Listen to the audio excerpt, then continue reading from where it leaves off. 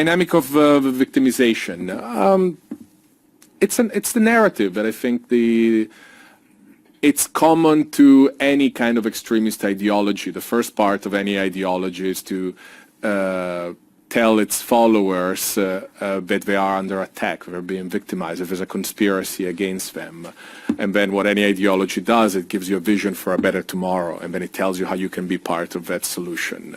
That's, think about any extremist ideology, right-wing ideology, there's a giant Zionist conspiracy, and any ideology has that part. So in the Brotherhood narrative, it's a big conspiracy of the West and secular governments in the Arab world against not Islamists, but against Islam and Muslims. That's how they put it. And as I said, they put together all kinds of issues, whether it's big geopolitical issues, to local dynamics, to issues of Islamophobia that do exist, undeniably. Nobody's saying that as any narrative, it has to have at least some grounding in reality. But obviously, the ability of the Brotherhood is to exploit, magnify issues that do exist and weave them into this very conspiratorial and negative narrative. What are the organizations in Canada that trace their roots to the Brotherhood? As I said, in the West, you're not going to have any organization that is called Muslim Brotherhood in Holland, Muslim Brotherhood in Canada, and so on. In some cases, they vehemently deny any link to the Brotherhood. And if we keep the analysis on a formal level, they have a point.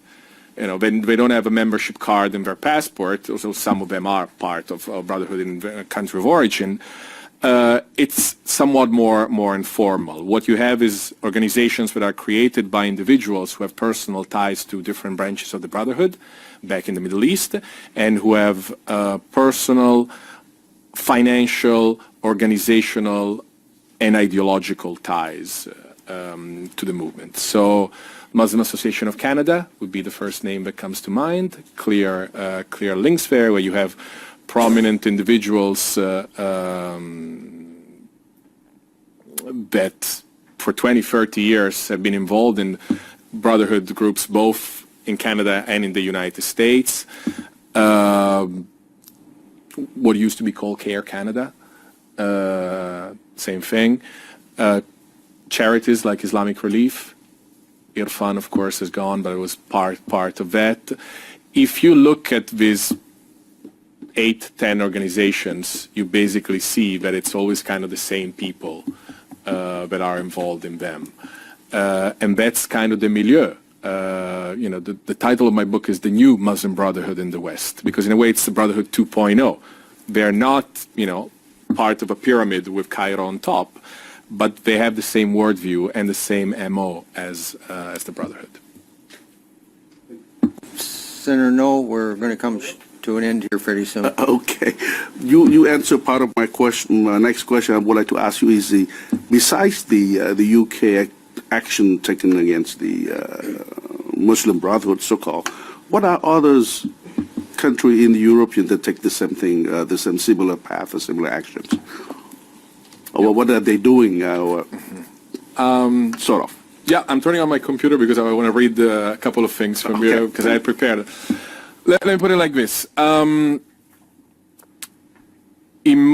Traditionally, I think things have changed a bit over the last couple of years. There's been a divide between continental Europe, in the Western world, between continental Europe and the Anglo-Saxon world, where continental Europe has taken a traditionally much more negative and pessimistic view of the Brotherhood, and the Anglo-Saxon world was somewhat more favorable to the Brotherhood. I think things have changed. I talked about the shift in the UK, but the approach in continental Europe has been of seeing the Brotherhood in a very negative way. Now, assessing one group in a certain way doesn't necessarily mean that the way then you deal with them, you engage with them, follows that assessment. There's a lot of factors that come into play, politics, a lot of issues. But generally speaking, European intelligence agencies have a very, very negative view of the Brotherhood. Let me read to you a couple of quotes very briefly. I understand that time is a problem, but this is from the Dutch. I have German, Belgian, they all pretty much say the same. It says, and this is from the AIVD, which is Dutch, and it's the equivalent of CSIS, Dutch intelligence agencies.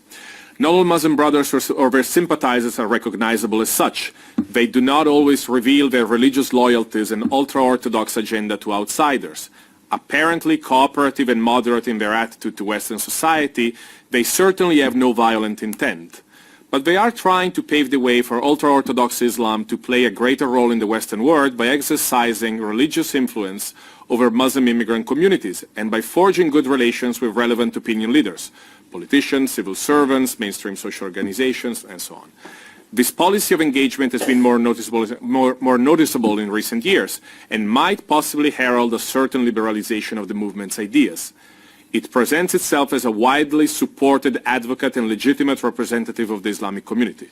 But the ultimate aim, although never stated openly, is to create, then implant and expand an ultra-Orthodox Muslim bloc inside Western Europe.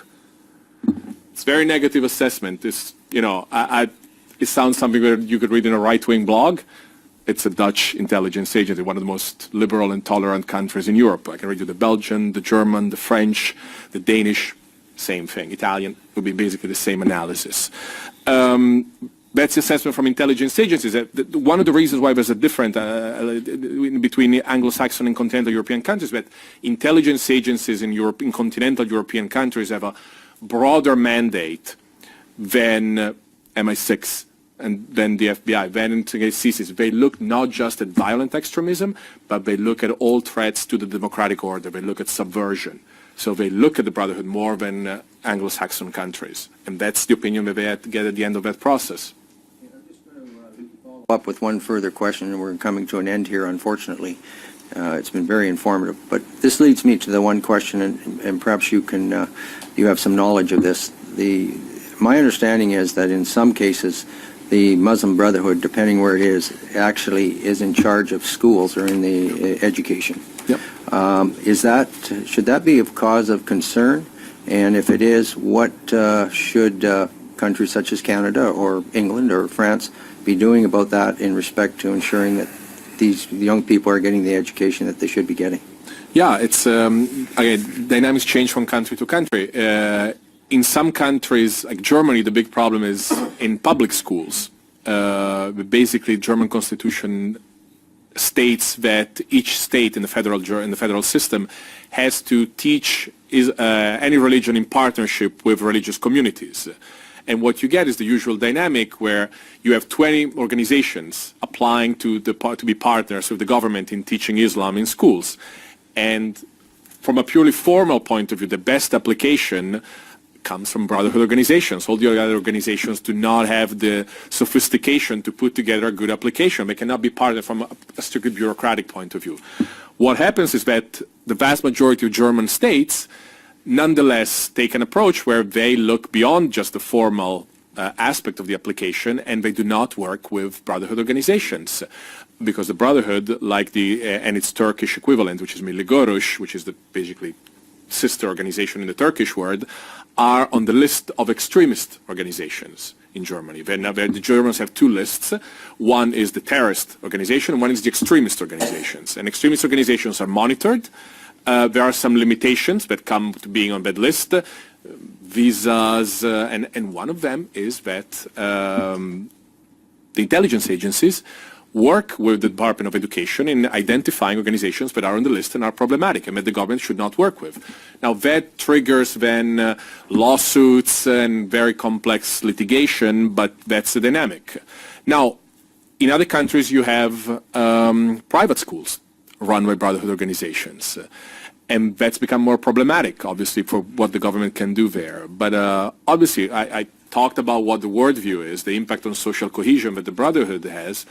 When it runs its own school system, one can speculate as to what the results of that are. And I think what we have seen in the UK with some of the controversies over the last few months is something that is of concern to the British government. And it's one of the reasons why they have created a specific unit inside the Home Office, which is called the Extremism Analysis Unit, to look specifically at issues of non-violent extremism, or what we call entrism, situations in which Brotherhood and Jamaat Islami organizations, which is South Asian equivalent of the Brotherhood, work within the system and basically infiltrate it and spread their agenda through legal means, but obviously in a way that is problematic.